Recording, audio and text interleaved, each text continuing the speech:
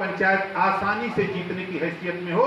जिस दिन 25 जीत जाओगे उस दिन अध्यक्ष बना करके आपको दे दूंगा 100 करोड़ के मालिक आपको बना दूंगा। लेकिन आपका ध्यान कि खाली 5 करोड़ पर है। आपका ध्यान 5 करोड़ पर है, 150 करोड़ पर नहीं है। आपका ध्यान 150 करोड़ पर नहीं है, 5 करोड़ पर। हमारा ध्यान 150 करोड़ पर नहीं है, प्रदेश के पूरे खजाने पर है। हमारा ध्यान प्रदेश के पूरे खजाने पर है कि वो पूरे प्रदेश का खजाना गरीबों के बीच में जो इनकी समस्या है, इस समस्या के समाधान के लिए। आपको आश्चर्य होगा, कैबिनेट में आप लोगों के सहयोग से मौका मिला। अभी 4 महीना पहले एक कानून बना, सदन में कैबिनेट में किसी की हिम्मत नहीं पड़ रही थी बोलने की।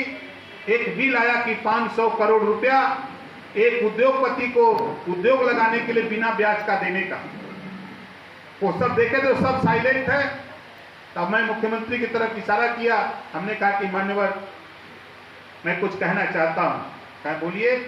हमने कहा कि मान्यवर हम 25 करोड़ आबादी में हम सबको नौकरी नहीं दे सकते, लेकिन जो नौजवान रोजगार करना चाहे तो उसको हम रोजगार के लिए 1 रुपया तो दे ही सकते हैं। तो मुख्यमंत्री ने कहा कि मकसद आपका क्या है? हमने कहा कि मकसद बहुत साफ साफ है कि अगर एक व्यक्ति को 500 करोड़ दिया जा सकता रोजगार करने के लिए, तो जो नौजवान रोजगार करना चाहे, बिजनेस करना चाहे, उसे 5 लाख रुपया बिना ब्याज का पास कर दिया जाए, कानून बना दिया जाए। कैबिनेट में शुरू हो गई बहस। कुछ लोग विरोध का स्वर था, हमने कहा कि चुपचाप मार के बैठो, ये राजभर जी का सवाल है। मुख्यमंत्री जी ने कहा कि नहीं भाई देखो, राजभर जी बोलते हैं तो बहुत सही बोलते हैं, चुप रहते हैं तो समझ लो कि खराब है। अब ये बोल रहे हैं तो उनका सुनो सब लोग। और साथ ही मुख्यमंत्री उद्यमी योजना के नाम से 5 लाख रुपया लाखों नौजवान आज उसका लाभ ले चुका। 4 महीने के अंदर लाखों नौजवान लाभ ले चुका। आप सोचते हैं कि मैं पंचायती राज मंत्री, एनडीए की बैठक थी दिल्ली, मैं गया था। मैंने जब मुख्यमंत्री प्रधानमंत्री जी ने सबसे पूछा, सभी राष्ट्रीय अध्यक्षों से, सभी लोग अपना अपना बयान दिए, तो मैंने भी अपना सुझाव दिया वहां।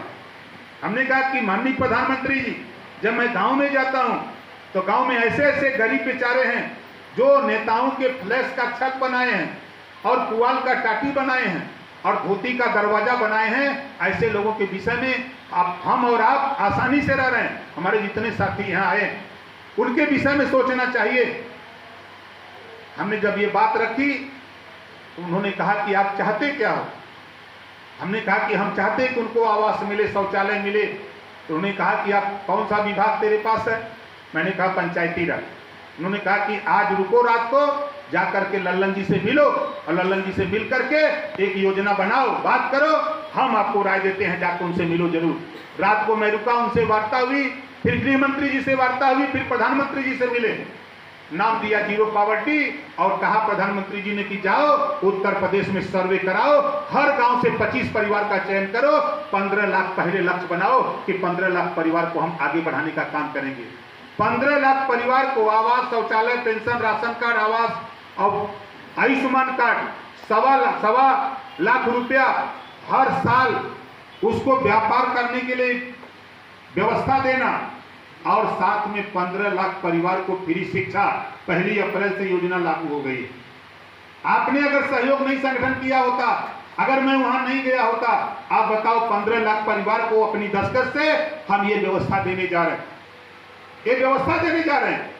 आज मैं आपको बता रहा हूं, हमारे कई प्रधानियां साथी हैं। आप सोचो कि आपके गांव में सर्वे होगा 25 परिवार का, वो परिवार तो लाभान्वित हो रहा है।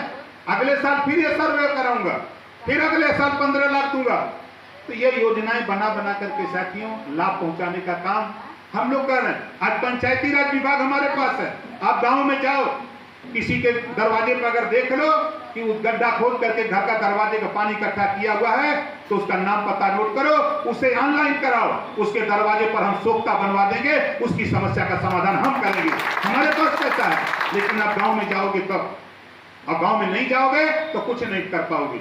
आपके पास पैसा, जिसके पास शौचालय नहीं है, जो परेशान है गांव में जाने के बाद, लोग कहते हैं शौचालय नहीं, 12,000 रुपया हम देंगे।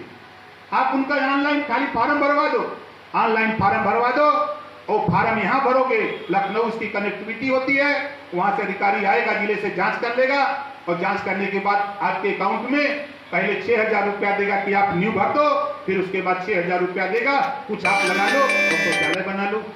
ये रुपया पड़ा हुआ है, उसको ले लो। आप नहीं ले रहे। अभी आपने देखा मार्च के महीने में 38 लाख रुपया इलाज के लिए जो हमारे पास आए, 38 लाख रुपया दिया हूं विवेकाधीन कोष से। और आपसे भी कह रहा हूं कि आपके इलाके में, आपके जिले में, आपके विधानसभा में कोई भी गरीब इलाज कराना हो, ऑपरेशन कराना हो, जितना पैसा चाहिए उतना हम देने को तैयार।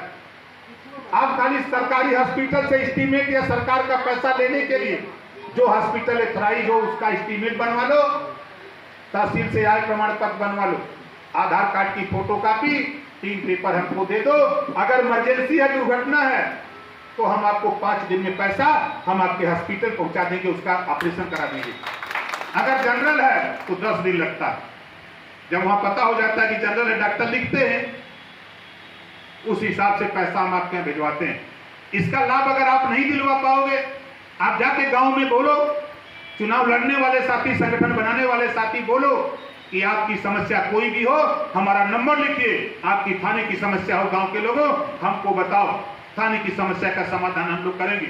आप नोट करो नंबर, आपके एमएलसी साहब हैं, आप नोट करो नंबर, हमारा ऑफिस का नंबर अपने पास रखो, रसड़ा कार्यालय का नंबर रखो, और वहां सूचना देते हो तो 0522 का नंबर आता है। जब लखनऊ से फोन आता है मोबाइल पर, किसी भी थाने पर, किसी ब्लॉक तहसील पर, जब लखनऊ से फोन आता है तो जब 0522 का नंबर आता है तो अधिकारी समझ जाता है किसी मंत्री का फोन आ रहा है। भले वहां बैठा हुआ कोई भी व्यक्ति हमारा वो फोन करता है तो कहता है कि माननीय मंत्री जी इस घटना के संबंध में जानकारी चाहते हैं, आपने क्या कार्रवाई किया, इतनी सी बात कहता है।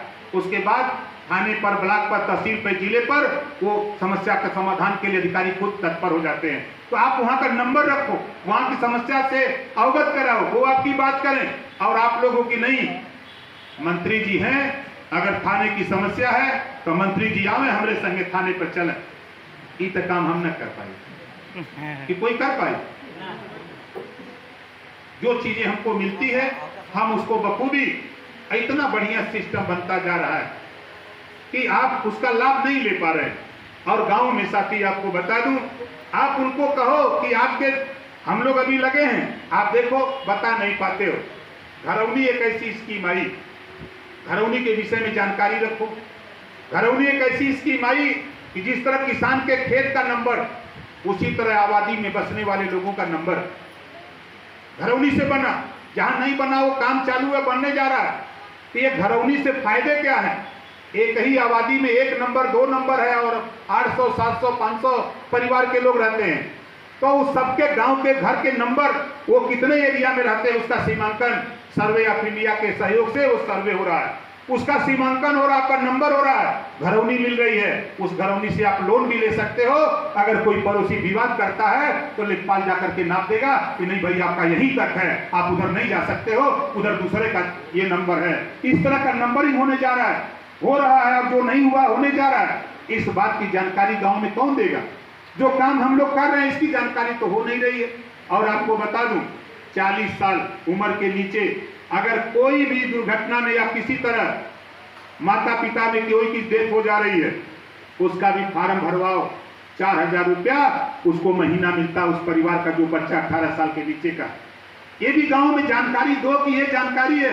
आप अगर आप जा रहे हो तो जिनका जॉब कार्ड है, जॉब कार्ड के विषय में उनको बताओ कि आप जिले पर चले जाओ, 60 रुपया फीस लगती है, वहां रजिस्ट्रेशन करा लो श्रम विभाग में। और रजिस्ट्रेशन कराने से तेरे बच्चे को पढ़ने के लिए किताब, साइकिल, तेरी बेटी की शादी में 1 लाख रुपया, दुर्घटना होगी तो 5 लाख रुपया तुम्हें बीमा मिलेगा। इस योजना की जानकारी गांव में कौन देगा? आप नहीं देंगे। आप नेता बने हो किस लिए? खाली चट्टी पर जाकर के चाय पी करके आप मायावती जी को पटक देगो, मुलायम को झटक देगो, अखिलेश को लिया करके यहाँ बैठा दो। यही भाषण देने से फायदा होगा?